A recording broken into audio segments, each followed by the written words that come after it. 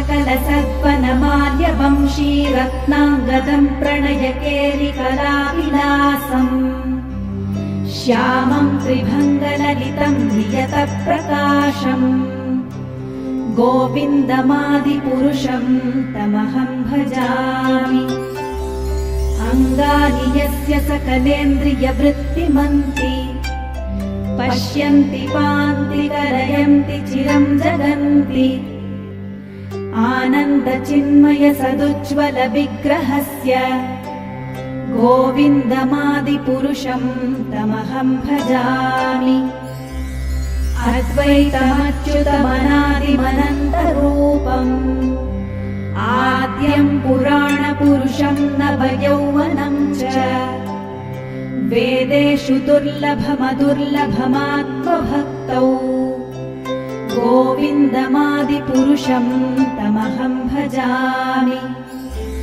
पन्थास्तु कोटिशतवत्सरसम्प्रगम्यो वायोरथापि मनसो मुनिपुङ्गवानाम् सोऽप्यस्ति यत्प्रपदसीम्यविचिन्त्य तत्त्वे गोविन्दमादिपुरुषं तमहं भजामि।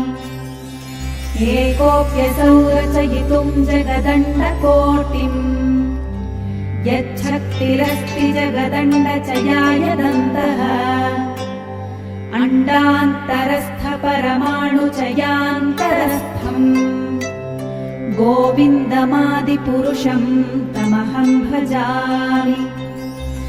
यद्भावभावितधियो मनुजास्तथैव सम्प्राप्य रूपमहिमासनयानभूषाः सूक्तैर्यमेव निगमप्रथितैस्तुवन्ति गोविन्दमादिपुरुषं तमहं भजामि। आनन्दचिन्मयरसप्रतिभाविताभिः ताभिर्य एव निजरूपतया कलाभिः गोलोक एव निवसत्यखिलात्मभूतो गोविन्दमादिपुरुषं तमहं भजामि। प्रेमाञ्जनच्छुरितभक्तिविलोचनेन सन्तः सदैव हृदयेषु विलोकयन्ति यं श्यामसुन्दरमचिन्त्य गुणस्वरूपम् गोविन्दमादिपुरुषं तमहं भजामि।